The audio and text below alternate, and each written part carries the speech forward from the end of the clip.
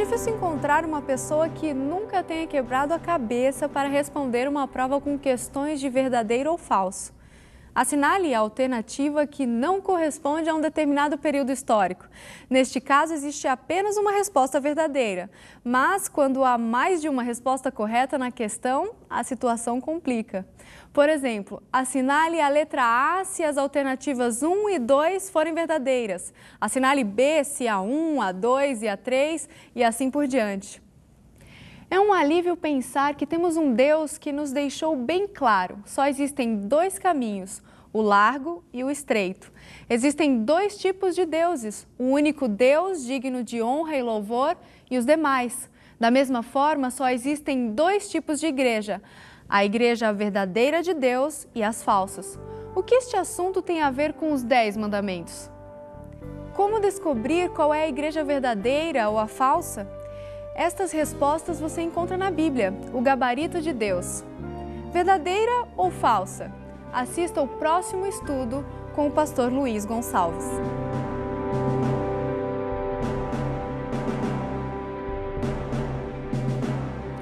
Olá, tudo bem? Hoje vamos fazer um estudo muito importante. Fique bem atento, porque hoje Deus vai falar muito forte ao seu coração. Jesus disse que existem dois caminhos. Um estreito, que leva ao céu, e o outro largo, que leva à perdição. Mateus capítulo 7, versos 13 e 14, está na Bíblia. Em toda a Bíblia, vemos esses dois caminhos. Por exemplo, luz e trevas, Deus e o diabo, Abel e Caim, céu e inferno, salvação e perdição, ovelhas e bodes, trigo e joio, igreja verdadeira e igreja falsa. Selo de Deus, selo da besta. Apocalipse 12 e Apocalipse 17. Jerusalém e Babilônia, cordeiro e dragão, vida e morte. Em Provérbios 14, verso 12, o sábio Salomão fala que há caminho que ao homem parece direito, mas no fim dá em caminhos de morte. Chegamos à conclusão de que existe somente uma igreja verdadeira. Qual é esta igreja? A Bíblia fala a esse respeito? Sim, claro que sim. É claro que a Bíblia Sagrada fala e fala muito mais do que podemos imaginar. Aqui em Apocalipse 12, 17, a Bíblia é clara ao dizer exatamente o que eu vou ler agora com você. Diz assim: irou-se o dragão contra a mulher e foi pelejar com os restantes de sua descendência, os que guardam os mandamentos de Deus e têm o testemunho de Jesus. Aqui estão as duas principais características da Igreja de Deus na Terra. Se fizermos uma análise da história, vamos perceber que o povo de Deus, em todos os tempos, seguiu esse princípio bíblico. Adão e Eva esperavam o advento do Messias.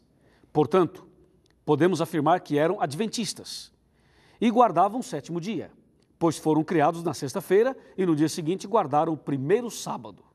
Então, podemos afirmar que Adão e Eva eram adventistas do sétimo dia. Certo dia, Deus chamou Abraão e lhe disse: farei de você uma grande nação. Abraão e Sara tiveram um filho, por nome Isaque.